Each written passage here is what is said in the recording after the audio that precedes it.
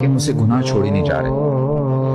ابراہیم ابن ادم کہتے ہیں کہ ٹھیک ہے میں تمہیں ایڈوائس تو کرتا ہوں، اور اگر جو چیزیں میں تمہیں بتاؤں وہ تم کر سکتے ہو پھر میں تمہیں نہیں روکوں گا گناہوں سے، تم گناہ کنٹینیو کرو۔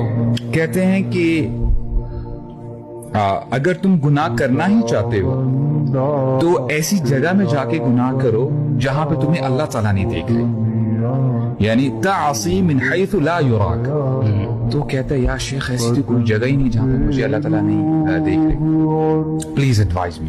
کہتے ہیں اذا اردت تعصی اللہ فلا تأکل من رزقہ، اگر تو گناہ کرنا ہی چاہتا ہے میں تجھے روکتا تو نہیں ہوں لیکن پھر اس کے دیے ہوئے رزق سے مت کھا، please try to find something else. شیخ سبحان اللہ، ایسا کوئی رزق ہی نہیں ہے، کوئی پروویژن ہی نہیں ہے جو اللہ تعالیٰ کے علاوہ جو پرووائڈر ہو۔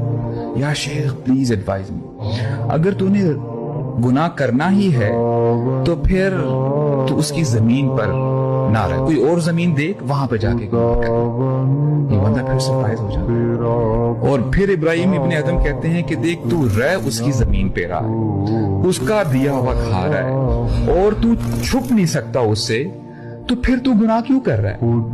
تو کہتا ہے یا شیخ پلیز ایڈوائز می مور، کہتا ہے کہ اگر تو نے گناہ کرنا ہی ہے تو کرتا رہے، اور اگر تیری انڈرسٹینڈنگ بن سکتی ہے ملک الموت کے ساتھ جب وہ آئے تیری روح قبض کرنے کے لیے، تو اس کو تو بس یہ کہتے کہ پلیز ذرا تھوڑا سا ذرا رک جا، میں ذرا وضو کر لوں، نماز پڑھ لوں، توبہ استغفار کر لوں، تب میری روح قبض کر۔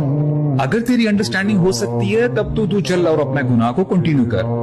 تو کہتے ہیں کہ شیخ یہ بھی ممکن نہیں ہے۔ اور پھر اینڈ میں کیا کہتے ہیں؟ کہتے ہیں کہ قیامت کا دن ہوگا، تو گناہوں سے بھرا ہوا ہوگا اور تیرے لیے یہ فیصلہ ہو جائے گا کہ تو نے جہنم میں جانا ہے۔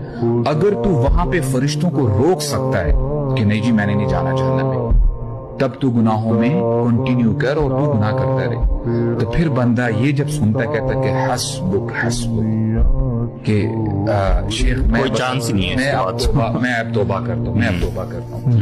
تو میننگ جب بندہ ریلائز کرے کہ how weak a person is, تو بندہ جو ہے نا گناہوں کو جو ہے چھوڑنے میں بڑی مدد لے۔